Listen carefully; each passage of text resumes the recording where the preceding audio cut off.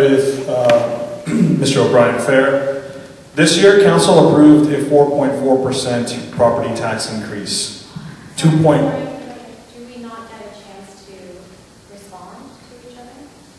No, we're not doing respond. That's why I'll give it 3 minutes.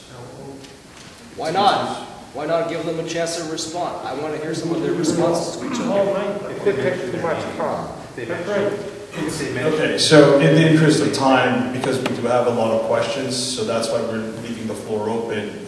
If they are mentioning each other, if there's a cross question posed to another candidate, then I would. I normally do that, but other than that, again, I have to balance between the questions that we have and also opening the floor for you. We only have 2 hours, sir, So we can ask questions. you can, yeah, absolutely. Right? At the end, yes, you have the ability, and I made those remarks before, so. Thank you. You're welcome. So the question was, council has approved 4.4% property tax increase, 2.9% property tax increase, and a 1.5% increase through the city building levy. For homeowners, for a total increase of 4.4%. The increase was earmarked for affordable housing subsidies and major transit investments. Commercial property taxes increased 1.5%, industrial property taxes increased 0.97%, and property taxes for multi-residential properties will not increase. If elected, would you continue to increase property taxes and the city building levy? If so, how would you raise the property taxes? Or how high would you raise the property taxes?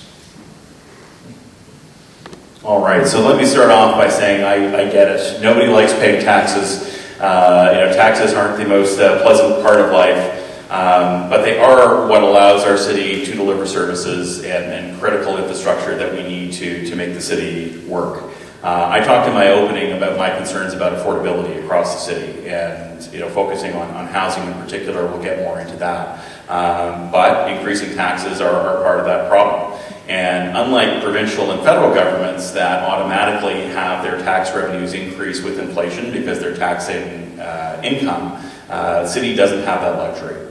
They have to do an increase with inflation year over year just to stay flat in terms of their spending power. And since amalgamation over the last 25 years, the city hasn't been keeping up. Frankly, we've had a number of years with tax freezes that have caused service levels to really suffer. So that's a huge concern for me. We're coming out of a global pandemic with big expenses still that need to be covered by the city, especially on TTC that I think we'll talk about in the public transit section. That's a big hole. We have infrastructure deficits like repairing our roads. City is going to need to come up with $4 billion by the end of this decade to keep roads in good repair. There's no plan for that at the moment because, again, we haven't been keeping up with inflation.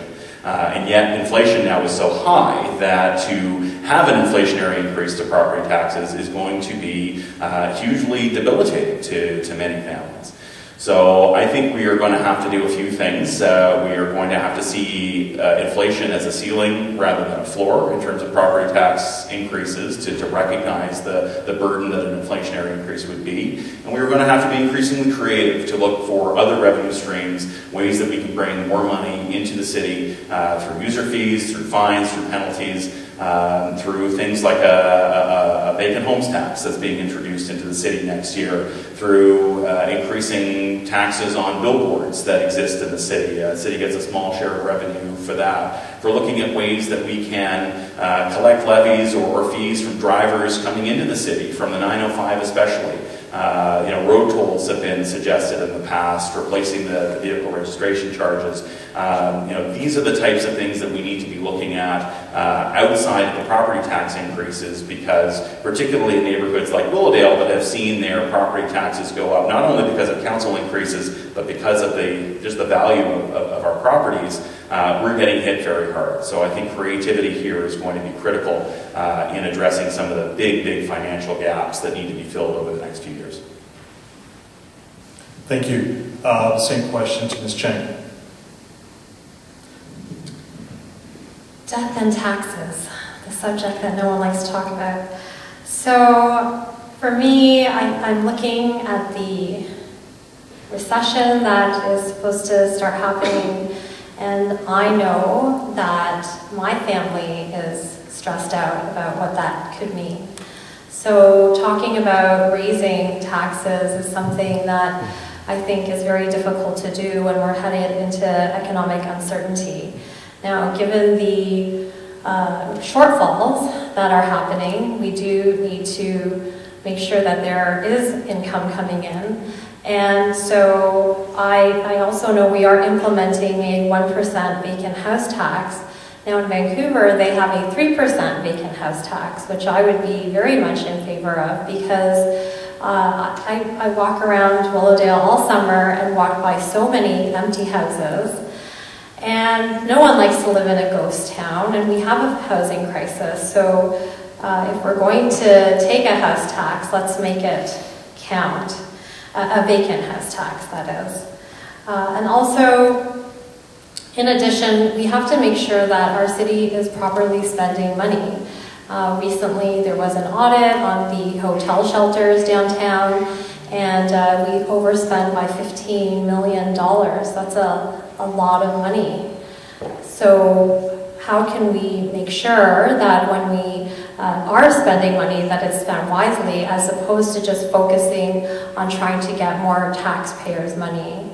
Now, obviously, these decisions don't happen in a vacuum, and we have to look at the budget and what is needed. And if we do need to raise taxes, I would say a tiered approach to the top 5 or 10% of real estate in the city, but definitely not to everyone here who is middle class. We are fighting to survive right now, and I think we should get out of the economic recession before entertaining increases. Thank you.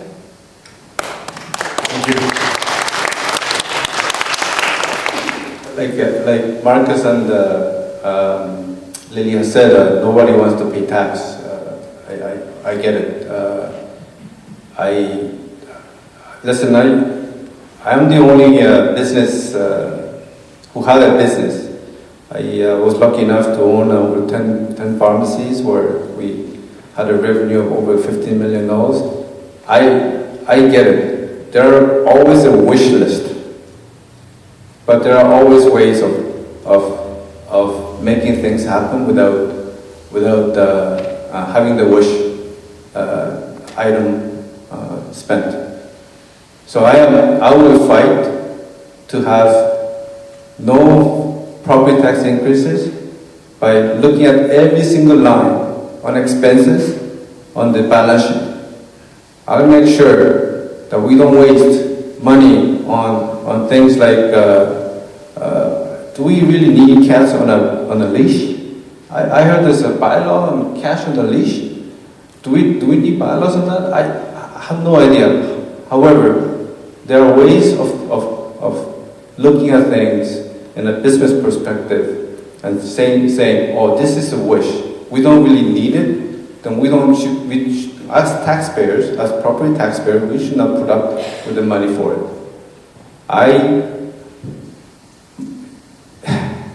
It's, like I said to you, I'm dark because I knock many doors.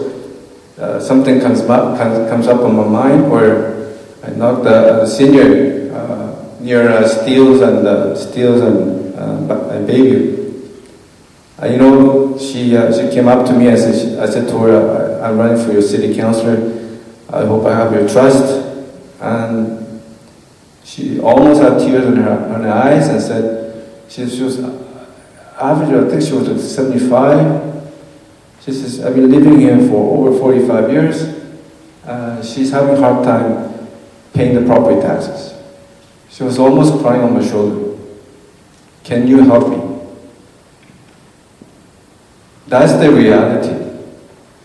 Is we cannot let seniors not be able to live in their own home because of property taxes. That's not us. That's not Canadians. We Canadians protect the seniors. We fight for seniors. We should have a program. I'm sure Marcus knows there is a program. I believe that no seniors in Willowdale will be able to take advantage of.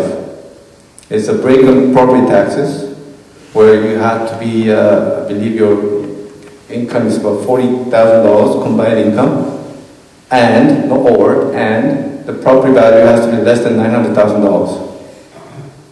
Now, Willowdale average price of a home is more than $1 million. No seniors qualify for that program. Is it fair? Absolutely not.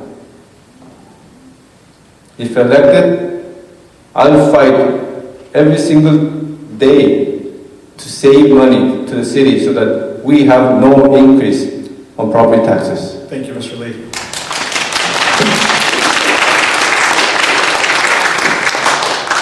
I'm